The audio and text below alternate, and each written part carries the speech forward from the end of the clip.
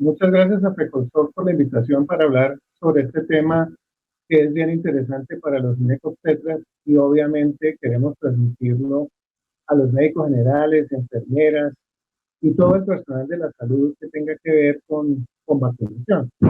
Es lo que es la vacunación contra el virus del papiloma humano en mujeres adultas. No tengo conflicto de interés con esta presentación y quiero dejar resueltas 4 preguntas muy importantes para nosotros, que son, primero, ¿cuál es la evidencia de la efectividad en mujeres mayores de 25 a 45 años? La segunda, si ha cambiado algo en la seguridad de la vacuna. La tercera es, ¿qué tan importante es recomendarla en pacientes con lesiones o en el posttratamiento? Y la última es cuál es la evidencia para su uso en lesiones vulvares o vaginales y unas conclusiones y mensajes finales. Para entrar en materia con la pregunta cuál es la evidencia de efectividad en mujeres mayores de 26 a 45 años, me tengo que remitir a los estudios fase 3 del estudio Futuro 3 con Gardasil, con la vacuna tetravalente. Estos estudios tuvieron un grupo de población de 16 a 26 años y otro grupo de 24 a 45 años. Entonces, estamos hablando que en el año 2008 se habló de este estudio donde lo que se buscaba era medir la tolerabilidad en mujeres de 24 a 45 años de edad y mostrar la eficacia de la vacuna. Aquí están los criterios de inclusión de ese protocolo que se llamó protocolo 019 de Futuro 3, pacientes que no tenían antecedentes de cirugías en el cuello, ni histerectomía, ni ningún tipo de enfermedad o antecedente o verrugas, etcétera. Y los endpoints era primero la incidencia de infección persistente en los genitales externos por 6, 11, 16 y 18, y la incidencia combinada de lesiones causadas por el virus 16 y 18. Los resultados de eficacia ustedes los pueden ver claramente cuando se compara Gardasil contra placebo con una eficacia muy importante en las mujeres de 24 a 45 años por encima del 90%, que es un indicador muy bueno. Adicionalmente, cuando lo hablamos en la población con apego al protocolo, es decir, las personas, las mujeres que usaron 3 dosis, para este grupo de 24 a 34 una eficacia del 92 y de 35 a 45 del 89%, con una eficacia global del 91%. Y lo mismo cuando se hablaba de si era contra los 4 serotipos, con una eficacia del 91%, para 16 y 18 del 83% y para 6 y 11 del 100%. Las conclusiones de ese primer estudio importante que nos muestra la casa comercial era que la administración profiláctica de Gardasil era muy buena para prevenir en este grupo de mujeres mayores de 26 años la infección persistente relacionada con 6, 11, 16 y 18, todas las otras enfermedades cervicuterinas debido a esos virus y las pruebas de Papa Nicolau anormales relacionadas con 16 y 18. Fue muy bien tolerada y con esto fue lo que nosotros nos quedamos en este momento. Posteriormente, en el año 2011, aparece el estudio de final de inmunogenicidad y eficacia de esta vacuna en las mujeres adultas, donde nos muestra unos excelentes resultados para este grupo de pacientes de 24 a 45 años de edad, que para la población con apego al protocolo la efectividad era cercana al 90% y eso nos confirmaba que la podíamos usar con una seguridad muy buena. Posteriormente aparecen otros estudios como el de la colombiana Nubia Muñoz, donde muestra también un adecuado perfil de seguridad y eficacia en la vacuna en este grupo de mujeres. Y aparece finalmente hacia el año 2014 este estudio a largo plazo realizado aquí en Colombia por el doctor Joaquín Luna para mirar la efectividad e inmunogenicidad del Gardasil en las mujeres adultas. Entonces, realmente, nosotros con toda esta evidencia nos quedamos quietos, infortunadamente, y después de esto no aparecen muchos estudios. En el año 2016 aparece este estudio que se llama el estudio FASTER, que es un estudio que se está haciendo en México. Ya les explico un poco qué es este protocolo FASTER, que es una alternativa interesante para América Latina. Es un estudio donde llena la brecha combinando ambas estrategias, vacunación y tamización, cuyo propósito final es acelerar la reducción e incidencia y mortalidad de cáncer cervical. Combinan los estudios fase 3 de vacunación de ambas vacunas, de la bivalente y la tetravalente. Este protocolo ofrece vacunación a mujeres en un amplio rango entre los 9 y hasta los 50 años de edad, independiente de su estado de vacunación. ¿En qué está basado el protocolo FASTER? Si ustedes ven, lo que nosotros tenemos aquí es que normalmente una mujer se tamiza si se hace con citología vaginal después de los 25 años de edad. Anualmente o bianualmente va a terminar entre 35 y 50 tamizaciones en toda la vida. Cuando usted esa prevención secundaria la hace basado en una prueba, en una vacunación de VPH, hace 2 citologías antes de los 30 años y posteriormente hace una tamización con prueba de VPH. Y si todas esas pacientes fueran vacunadas, la tamización empezaría después de los 35 años. ¿Cuál es el concepto FASTER? El concepto FASTER es que una mujer que llega a los 30 años y no, su prueba de virus del papiloma es negativa, esta paciente se puede vacunar y el intervalo de la nueva tamización muy probablemente se puede extender durante 10 años.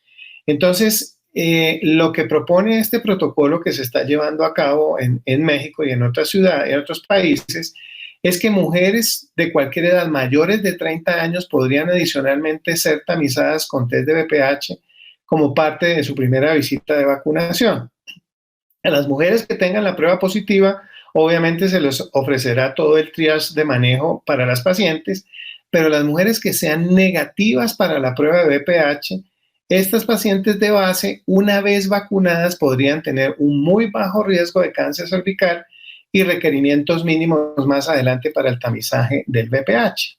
Entonces, lo que quiere este protocolo es determinar la viabilidad de esta estrategia y afinar el protocolo, es decir, a partir de qué momento se hace el primer test de VPH y la mayor edad para vacunación contra el VPH, el número de eventos de tamizaje con test y los otros requerimientos en mujeres vacunadas con otros. Aquí ustedes pueden ver el algoritmo, que son las mujeres que llegan a los 30 años, se les hace su test de VPH y si es negativo, se aleatoriza un brazo con vacuna bivalente, otro brazo con vacuna tetravalente y otro brazo sin vacunación.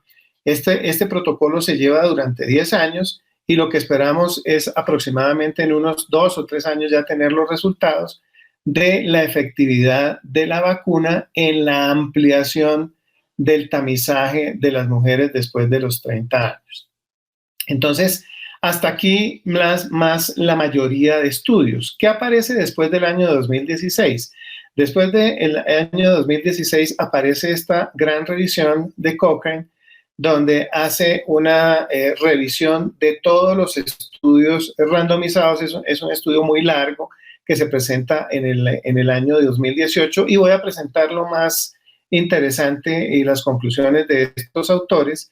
Es que obviamente para las mujeres de 15 a 26 años, pues es la mayor efectividad contra la neoplasia sin 2 o más o contra el adenocarcinoma in situ, pero también dice que para mujeres entre los 25 y los 45 años, la evidencia muestra que lo que se necesita es dar 3 dosis, como era lo propuesto inicialmente, que va a dar una protección significativa contra el SIN2 asociado al 16 y 18, y que la evidencia sugiere que menos de 3 dosis no van a dar esa protección, pero que definitivamente el uso de la vacuna entre los 24 y los 45 años de edad en todos los estudios que se presentan es segura, es costo efectiva para ese grupo de pacientes y adicionalmente tiene un perfil de seguridad muy bueno.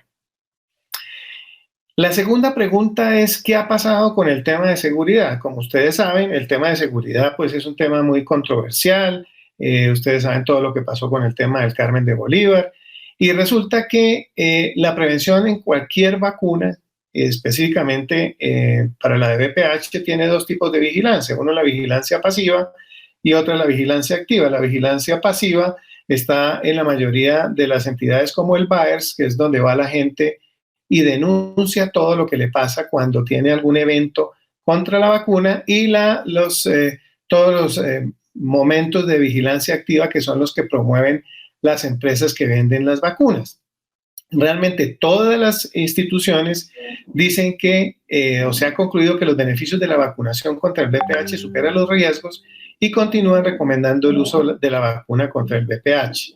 Hay muchos reportes de la Organización Mundial de la Salud, del Grupo de Seguridad de Vacunas, ustedes lo pueden encontrar en la página de la WHO, múltiples pronunciamientos de la Academia Americana de Pediatría, que no causan desórdenes autoinmunes, que no tiene nada con el desarrollo de Guillain-Barré, esclerosis múltiple y lupus.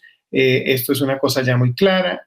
Diversas entidades multilaterales también hablan de la seguridad de la vacuna frente al virus del papiloma humano, pues que es muy extenso ponerme a hablar de cada uno de ellos.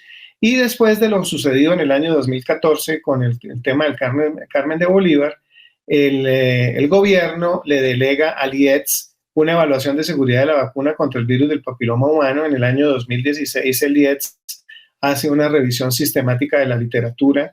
Este es un informe de casi 480 páginas de evaluación de seguridad de la vacuna contra el virus del papiloma humano. Este estudio está disponible para el que lo quiera leer, habla de enfermedad por enfermedad de acuerdo a la evidencia en ese momento, y la conclusión es que dice que la evidencia disponible hasta la fecha sustenta un adecuado perfil de seguridad de la vacuna contra el VPH similar al reportado por la OMS para otras vacunas, con un balance riesgo-beneficio que apoya su utilización. Aquí ustedes tienen el link de la guía para el que es curioso o quiere leérselo completamente y estar informado de enfermedad por enfermedad el comportamiento de la vacuna del virus del papiloma humano. La tercera pregunta es: ¿qué tan importante es recomendarla en pacientes con lesiones o en el posttratamiento? Esta es una pregunta que se nos hace con mucha frecuencia a los ginecólogos y específicamente a los que hacemos patología cervical y tratamos pacientes. Entonces, primero es cuándo acaba el riesgo. El riesgo no acaba nunca. Este es un estudio muy viejo que salió en el año 2007, publicado por unos autores escandinavos, donde hacen una revisión en mujeres entre 18 y 50 años desde 1968 hasta el año 2004, midiendo los desenlaces de todas las pacientes que tuvieron una lesión tipo SIN3 desde 1968, y evalúan lo siguiente: de esas pacientes, el riesgo de desarrollar cáncer vaginal, miren el riesgo relativo tan alto cuando tuvieron una historia de un SIN3, de una lesión precancerosa en cuello, de enfermedad vulvar otro tanto, de enfermedad anal otro tanto, no tanto para cáncer rectal, pero aquí empezamos nosotros a pensar en una cosa: el VPH es una enfermedad multicéntrica, es decir, no solamente a la persona que le da un precáncer a los 25 años, ahí ya paró su problema, no. Estos pacientes 10, 15, 20 años después van a tener un mayor riesgo de cáncer vaginal, de cáncer vulvar, de cáncer anal y de cáncer rectal. Entonces aparece desde el año 2010 una serie de publicaciones, y en el año 2012 aparece esta publicación del efecto de la vacuna cuadrivalente en un subgrupo de mujeres con enfermedad cervical y enfermedad vulvar. Quiere decir que fueron pacientes que se vacunaron y enseguida o muy rápidamente se les encontró una lesión precancerosa en vulva o una lesión precancerosa en cuello uterino. ¿Qué quiere decir? Que ya la tenían. ¿Qué se encontró en ese grupo? Entonces fue un análisis post-hoc de los estudios futuro, donde dice que la vacuna cuadrivalente ofrece protección contra la recurrencia en mujeres que durante el ensayo clínico fueron tratadas por enfermedad cervical o vaginal causadas por cualquier tipo de VPH. Entonces, aquí la evidencia dice que en los estudios fase 3 se siguieron a más de 17,000 mujeres por 4 años, inclusive aquellas participantes que requirieron tratamiento por lesiones cervicales vulvares durante el seguimiento. El objetivo de este estudio fue determinar si la vacuna disminuyó el riesgo de desarrollar una nueva lesión post-tratamiento, y las conclusiones del doctor Joura dice que las mujeres que recibieron la vacuna pretratamiento en el seguimiento tuvieron un menor índice de recidivas. Y aquí ven ustedes el porcentaje de reducción de las mujeres. Es una reducción significativa del riesgo de realizar una lesión precancerosa después de una cirugía cervical. Aquí está la disminución. Y lo mismo para las mujeres que tuvieron cirugía vaginal. Aquí está el porcentaje de reducción, que pues obviamente no es tan significativo, pero ya fue promisorio con la vacuna del VPH. ¿Y cuál es el mecanismo biológico de estas observaciones? Primero, que las mujeres no están infectadas sino por un solo tipo de virus. Segundo, que la vacuna genera una respuesta de memoria mucho mayor de lo que hace la enfermedad natural. Y por último, aunque más débil, la estrategia más débil es hablar de la protección cruzada contra el SIN2 asociada de los tipos de VPH no incluidos en la vacuna en la población naive, que es una de las teorías por las cuales sirve la vacuna post-tratamiento. Esto obviamente no implica un efecto terapéutico. Las conclusiones fueron que las mujeres que recibieron la vacuna pretratamiento en el seguimiento tuvieron un menor índice de recidivas, con unas tasas de recurrencia mucho menor para SIN2-3 después del tratamiento. Entonces, ¿cuándo debo vacunar contra el VPH? Si son efectivas solo antes del inicio de las relaciones sexuales, si se beneficiarían con la vacunación las mujeres que ya han tenido relaciones sexuales, o si ya han tenido verrugas genitales o lesiones de bajo grado o alto grado, o tienen la infección en este momento o la tuvieron previamente. Esa es una pregunta que voy a tratar de responder con las siguientes diapositivas.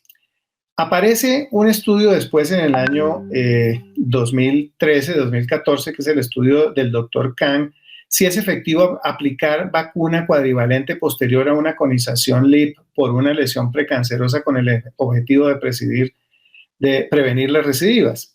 Entonces, lo que sabemos es que las vacunas contra el VPH son preventivas, no tienen ninguna acción terapéutica, y que la recidiva va entre un 5 a un 30%. Si tiene márgenes negativos es de un 5%, y de acuerdo a los márgenes va aumentando.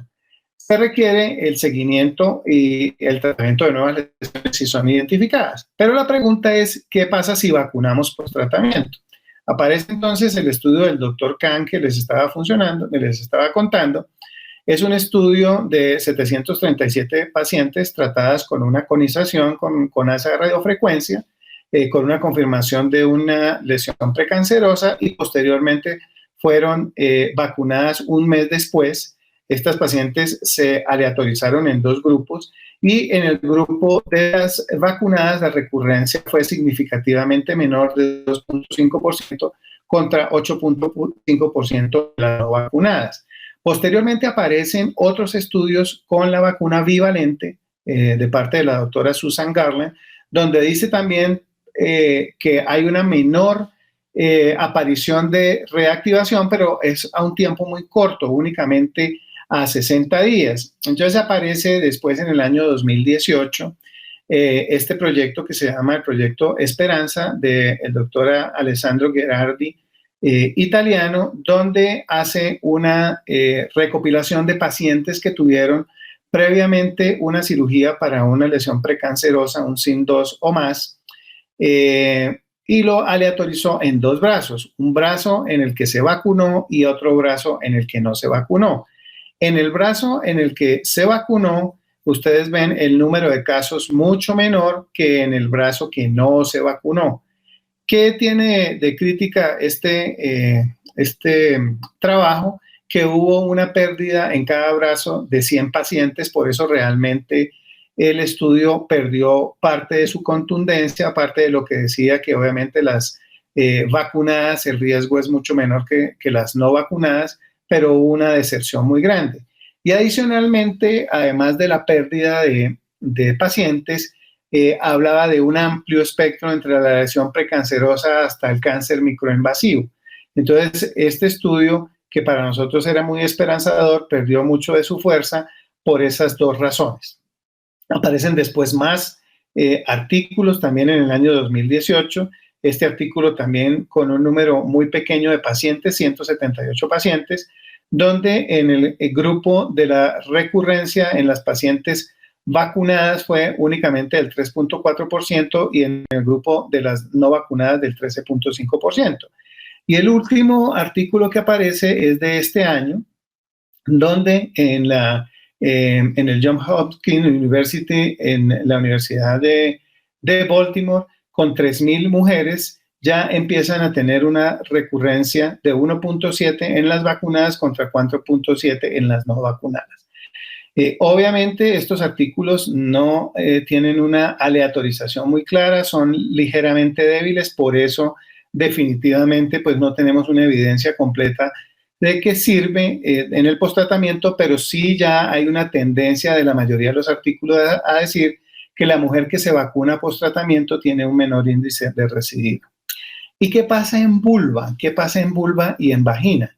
También me quiero remontar al año 2010, donde empiezan a hablar de los estudios Futuro 1 y Futuro 2, donde muestran la efectividad de las vacunas, que pues obviamente esto lo presentan las casas comerciales. Después de esto, el único artículo contundente que se publica es este que ya les había mostrado el año 2012, tanto para reducción como para enfermedad cervical como para enfermedad vulvar. Y aparecen después otra serie de estudios donde dicen si las vacunas contra el virus del VPH sirven como tratamiento en la enfermedad vulvar. Este estudio de Stacy Bryan nos muestra, y lo que dice es que se buscaron 93 artículos y únicamente 7 se le encontraron unos criterios de inclusión clara. La conclusión es que no hay una evidencia suficiente para determinar que la vacuna del virus del papiloma humano hasta ese momento es efectiva en el manejo del posttratamiento de la mujer con enfermedad vaginal o vulvar. Y además lo hacen con una serie de vacunas que no son las comerciales, la bivalente, la tetravalente o la nonavalente, sino son otro tipo de vacunas. Por eso aparece este trabajo que para nosotros es muy importante, de la doctora Helen Stankiewicz, donde dice o donde habla de los efectos de la vacuna del virus del papiloma humano para interrumpir la recurrencia de la lesión vulvar o la lesión anal. Es un protocolo que está en desarrollo. Aquí lo que se dice es que es muy frecuente que la mujer que presenta una enfermedad vulvar precancerosa recurra. La mujer que es tratada recurre aproximadamente entre un 30 a un 50% de los casos, es supremamente alta. Entonces, lo que se busca con este trabajo es, primero, medir la frecuencia de la recurrencia. Segundo, el rol de los anticuerpos determinando la recurrencia. Tercero, el rol de la persistencia del VPH en la recurrencia, medido sobre todo si es virus 16, que es el más importante. Y por último, el número de eventos adversos. Y aquí nos muestra el porcentaje de recurrencia. Ellos lo están midiendo tanto en enfermedad anal como en enfermedad vulvar. Y aquí estamos viendo nosotros el porcentaje de recurrencia, 46%, 50%, 30%. Es decir, la mayoría de los trabajos, ya sea con tratamientos excisionales o con tratamientos ablativos, la recurrencia es supremamente alta y se ve inclusive en estos trabajos hasta 5 años. Entonces, esto es lo que anima a que se haga este protocolo. Este protocolo aquí se ve complicado, pero no es tan complicado. Se identifican participantes del registro de cáncer o participantes de la comunidad, se invitan a entrar al estudio, se les hace a estas pacientes que ya tienen un diagnóstico previo de lesión precancerosa una visita de screening, y si la paciente en una nueva biopsia tiene enfermedad vulvar, pues obviamente se le hace el tratamiento adecuado. Pero si se le hace biopsia y no tiene enfermedad anal o vulvar en ese momento, se aleatoriza en 2 grupos. Uno, a los que se les aplica la vacuna nonavalente, no la tetravalente ni la bivalente, sino la nonavalente, que no la tenemos en Colombia. Y el otro grupo es las pacientes que se les aplica un placebo. ¿Qué concluye este estudio? Lo que va a hacer este estudio, que va a terminar en el año 2022, estamos esperando que está en pleno desarrollo, lo que se busca es que adultos entre 27 y 69 años que tuvieron una lesión precancerosa se les aplique la vacuna no navalente adjunto a su terapia, ya sea quirúrgica o ya sea ablativa. Lo que se busca ver es que si esta vacuna va a reducir la aparición de recidivas, pues es una alternativa de muy bajo costo para estas pacientes. Entonces, definitivamente, lo que se espera es un protocolo serio, bien conducido, adecuadamente aleatorizado, que es lo que nosotros también quisiéramos en el cuello uterino, para determinar si la vacuna realmente tiene un efecto protector en el posttratamiento. Entonces, para ir terminando, ¿cómo debemos vacunar contra el VPH? La vacuna cuadrivalente se aplica en esquema de 2 dosis entre los 9 y los 13, o 0, 6 o 0 y 12 meses. Esquemas de 3 dosis se mantienen hasta los 45 años. Las mujeres vacunadas deben continuar con el tamizaje recomendado. ¿Cuándo debo vacunar contra el VPH? Una es la vacuna preventiva, es de la que no hablé, antes del contagio con el VPH, eficacia del 100% contra los virus vacunales, prevención del 70 a 80% de los cánceres de cervix, es la de máxima eficacia y máximo potencial preventivo, es la vacunación sistemática, es la de las niñas, es la que todos conocemos. Y la otra es la vacuna en mujeres tras el inicio de relaciones sexuales, son las mujeres expuestas que han tenido o no infección contra el virus del papiloma, con o sin enfermedad cervical premaligna previa. Es un grupo heterogéneo de eficacia variable. Es la vacunación individualizada, es la vacunación que nos toca a los que vemos adultos. Entonces aquí vemos en este algoritmo 1, la vacunación sistemática hasta los 14 años, después una población catch-up que va hasta los 26 y posteriormente esa vacunación que llega hasta los 45 y seguramente en un futuro, de acuerdo a todo lo que estamos viendo a una mayor edad, pacientes que tienen lesiones cervicales, que han tenido infecciones, que obviamente ya tienen vida sexual.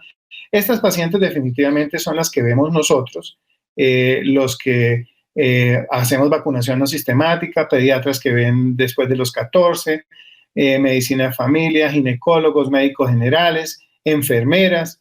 Este es el grupo en el que no nos debe dar miedo sugerir que estas pacientes se vacunen, porque es una herramienta, si bien no es la herramienta de salud pública como de los 9 a los 13 años, sí es una herramienta que no es tan costosa como la gente lo piensa, que debería tratar de inducirse a que la mayoría de mujeres se vacunaran, no solamente las que tienen infección, las que no han tenido infección, sino toda mujer, sobre todo hasta los 26 años, hacer énfasis y se los clarifico, que es más costo efectivo hasta los 26 años, pero que hay un grupo hasta los 45 años que también puede beneficiarse de una forma segura de este tipo de vacunación. Son las pacientes que nosotros vemos con lesión precancerosa, las que operamos y las que podemos beneficiar.